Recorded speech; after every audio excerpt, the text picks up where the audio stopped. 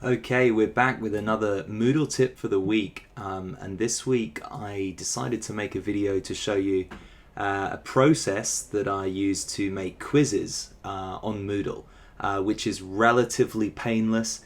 I really hate this kind of busy work of going through the Moodle interface to make individual questions, add the correct answer for each one, clicking around all these forms. It takes a really long time just to make one quiz.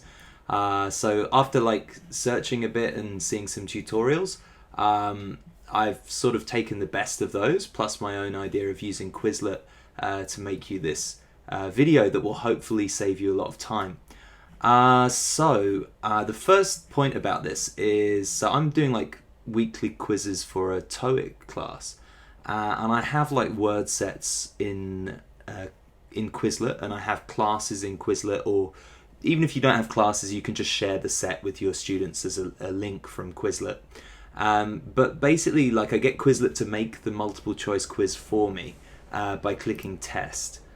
So I'm just going to go ahead and make the quiz for next week, and I'll probably run into a few problems as I do this video, but I can always edit it so you don't see them. Okay, so I've actually already set this so that it's all multiple choice, but by default it comes out as written, matching, and some other types, which you probably could do in Moodle as well, but this has been working well for me. So I'm going to do 20 questions this time, all of the cards, and I'm going to have them answer with the definition, which is more difficult than having them answer with the term, because it means they have to read all of the definitions. Yeah, and I've found that this results in students not getting every single question right, which they were doing if I did answer with term. Of course, depends on your students, how motivated and how much they're studying, but that seemed to work better. So let's create a new test there. So we get 20 multiple choice questions. So I'm just going to select all of them, all of the text, and copy it, edit, copy. And then I'm going to open up a Microsoft Word document. So let's just get Word up here. Okay. Open up a blank document, and I'm going to just paste those in. Just regular paste. Okay, so I get all of the words there. So now we need to format this and save it as a text file, and we'll be able to import that text file into Moodle. Now there's a certain format you have to follow. So the first thing to do is get rid of these numbers, 1 to 20. So I can just take those off by pushing the number bullets, okay, and they're gone. And then I can select the answers, and I need these to be A, B, C, D. So let's just do that. Okay, there we go. Okay, and I need to do this for every single one, so it's not totally painless, but it's much better than actually typing all of this stuff into Moodle. Okay, is that the last one? Yes, that's the last one here. Okay, so now that I've done that, the next thing we're going to do is save as. Yeah, that's right, save as. And instead of selecting Word document, you need to select plain text.txt. Okay, and let's not call it tremendous, even though that could be a good name for it. We'll call it Unit 4 quiz, and save it in my folder there. Okay, and you'll get some kind of warning here and a preview.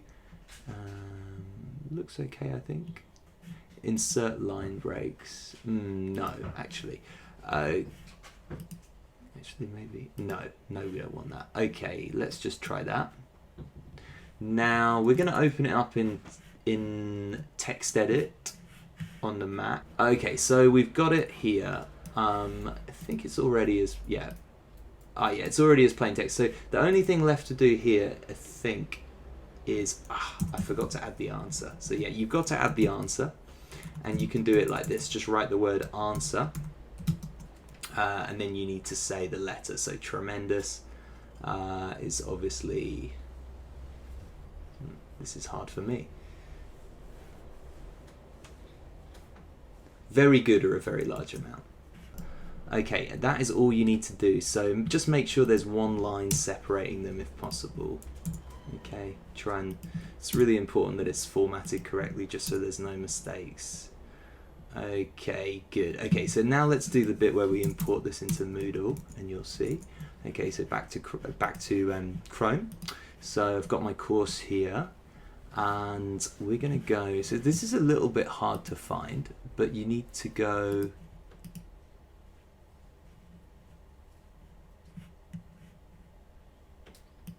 You need to go more from the gear icon there. So yeah, let me just show you again. So it's actually at the bottom there, more. So it's kind of hidden. And then you need to go question bank import. Choose icon formats. That's the format we've been formatting to. Then we're going to go import category, tactics for TOEIC. Actually, we're gonna, before we do that, we're gonna add a new category for Unit 4. So we can add a category under this parent category. So I've got a category for Tactics for TOEIC, the book, and then I can add Unit 4. Let's just do it capitals, and don't need any of the other info. Great, and now I've got that nested under Tactics for TOEIC. So now I can go to import where I was before. I can choose icon. And we can choose Unit 4 now. We don't need any of these checked because we've selected the category already. Okay, and this is where we upload the file. You can just drag and drop there.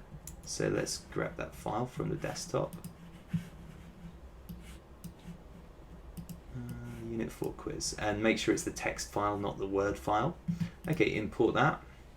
Alright, and we have got a problem. So this is the kind of thing that really happens. Said that it imported 19 questions. I think I had 20 questions. Oh, nothing's been imported though. That's weird. To import any good questions, try again, setting stop on error. Okay, let's try and do that then. So we'll go back to questions. Oh, we'll go back to import. And is there a setting to stop on error? Yes. Okay, get rid of this. Try again.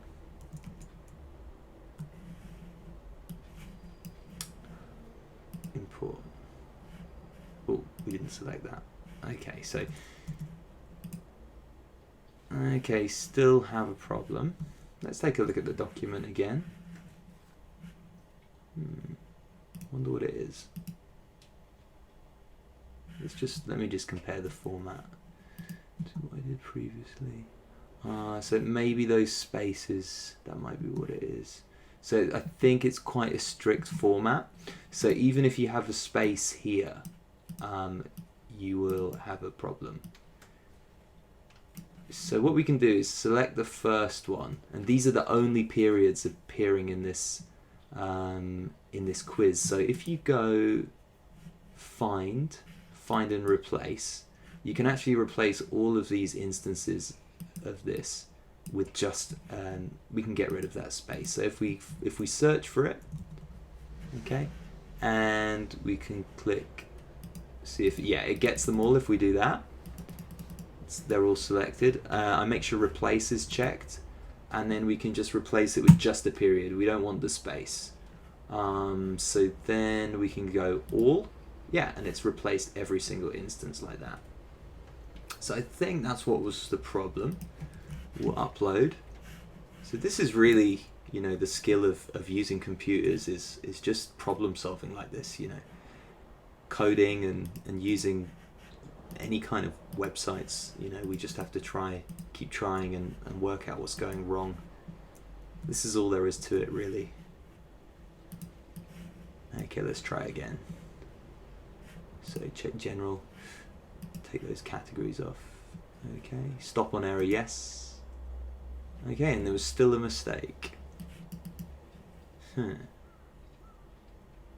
To import any good questions, try again setting stop and error to no. Okay, so we'll try this time. Just setting it to not stop on error. Okay, I think I misunderstood that, but we can do that. And then hopefully we'll still get 19 questions, which will be good enough. Okay, let's try that. Ooh, select the value again. Okay, great. So I did actually get 19 questions imported there. And it wasn't perfect. I think we've lost one question. There was probably some minor formatting issue there. But I think I would say 19 is good enough for the quiz. We can go with 19.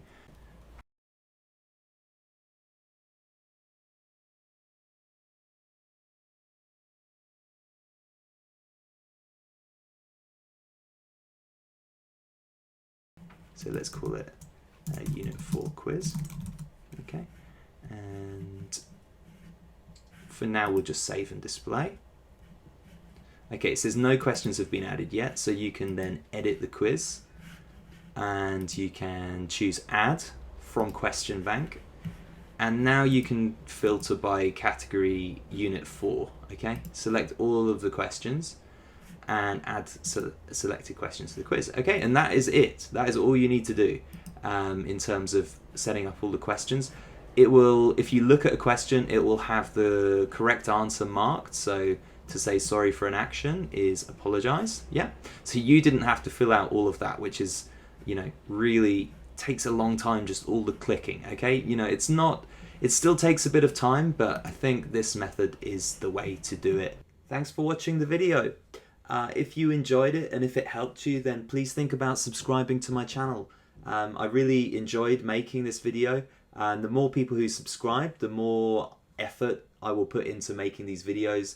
Yeah, so subscribe, and also if there's something you want help with, something you're looking for a solution for with teaching online, please send me a comment below. Yeah, so I'll see you in the next one.